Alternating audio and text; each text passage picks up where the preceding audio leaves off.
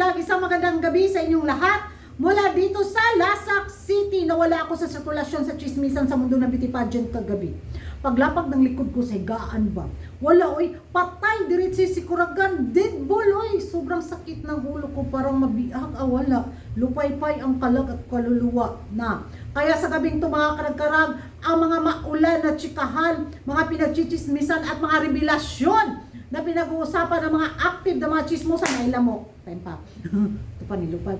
Pinag-uusapan ngayon ng mga active na mga chismosa at mga chismosa sa social media na kung saan nung mabasa ko yung balita ba, napaingon dyan ko ba, yes, this is it, Madam Paula Sugar. Na, grabe dyan, ang tuwa ko mga karang-karang, nakaingon dyan ko ba, halo ka, uy, totoo to. Nako, ambot lang dyan. May na naman si Hello the Universe. May manggalaiti na naman ang mga kigol-galor dito. Diba? May mainis na naman ang bongga sa Miss Cosmo na kung saan ang galing ng Miss Cosmo organization. Alam nila kung sino yung mga taong kukunin nila para makatulong sa pag-usbong ng Miss Cosmo pageant, di ba? At isa sa makakatulong nito rin ay si Madam Paula Sugar at yung paniniwala nila talaga na sa sa kakayahan ni Madam Paula Sugar, di ba? Para ma-improve yung kaunahang Cosmo pageant. At ang galing ng may-ari ng Cosmo pageant. Alam niya talaga, alam niya kung ano yung gagawing hakbang niya. At excited ako.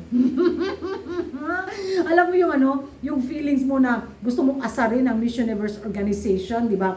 Alam naman natin yung mga nangyari noon sa mga pa-eksena ni Hello the Universe at ni Madam Paula Sugar, di ba? At Mama Esther at ni Miss Swan, di ba? Masabi natin, halaka, sana hakutin na lang ng Cosmo organization ang mga dating namamahala sa Miss Universe organization, di ba? May maimbir ng mga kigol, may ma-stress na pod na mga bagol-bagol. Go! More Cosmo pag yun, ambot lang. Mas na-excite ako sa Cosmo kumpara sa Miss Universe pageant sa taon na to.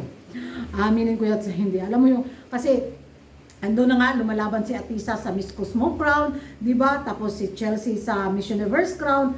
Mas exciting ako sa maging laban ni Atisa manalo kumpara kay Chelsea mga karag-karag kasi ang dahilan nito is alam naman natin yung magiging laro sa Miss Universe pageant, di ba? Parang, okay, manood tayo to support our candidate kay Chelsea, pero yung expectation natin walay talaga sa taon na to, di ba? Happy na tayo kung makapasok tayo sa first cut sa Miss Universe at himala na lang talaga kung uusmong tayo hanggang top 5 dahil kung gagamitin ang pins para tumaas ang rating ng Miss Universe pageant kasi once na maligwak ang Pilipinas sa first cut, wala, bababa yung views nila.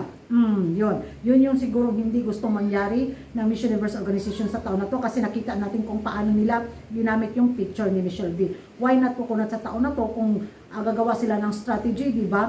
At buti, tatapatan ng Cosmo pageant mga karag-karag at excited talaga ako. Madam Paula, go Madam Paula. Ganon yung magiging buang kakuragan. Wala lang. Yung beauty pageant lovers ka talaga, nag-aabang ka sa mga chismisan at ito nga warlahan na nangyayari noon na kung saan Hello the Universe. Babakbakan ka ni Cosmo. Ganon! Ayan, lang. Ang saya lang. Ito talaga yung magiging reaction ko. Walang halong kaplastikan. Natuwa ako sa muling pagbabalik ni Madam Paula Sugar sa mundo ng beauty pageant bilang sa Cosmo bitaw at maging isa siya sa mga jury na kung saan alam natin kung paano siya kumilatis ng kandidata. Diba? Hindi lang dahil paborito to. Talaga yung mga kandidata ang well deserved sa corona, diba? Kaya, yes! Ewan ko sa inyo mga karag-karag kung magkapareho ba tayo ng reaksyon sa pagkuha nga ng Cosmo kay Madam Paula Sugar. Mag-ingay tayo sa comment section kung ano yung magiging reaksyon yung mga karag-karag. Tamang move ba itong ginawa ng Cosmo organization sa pagpasok ni Madam Paula Sugar? At ano kayang magiging reaksyon ito ng Miss Universe organization? Mag-ingay tayo sa comment section at kung hindi ka pa nakapag-subscribe sa YouTube channel ko, don't forget to like and subscribe ko na karag ang babaeng lagi nagkarag-karag kay gipanuhot na jud ang akong kuto-kuto. Grabe, burlesque kung burlesque yun, ang minupusa pa outfit na ako for tonight's vlog mga karag-karag.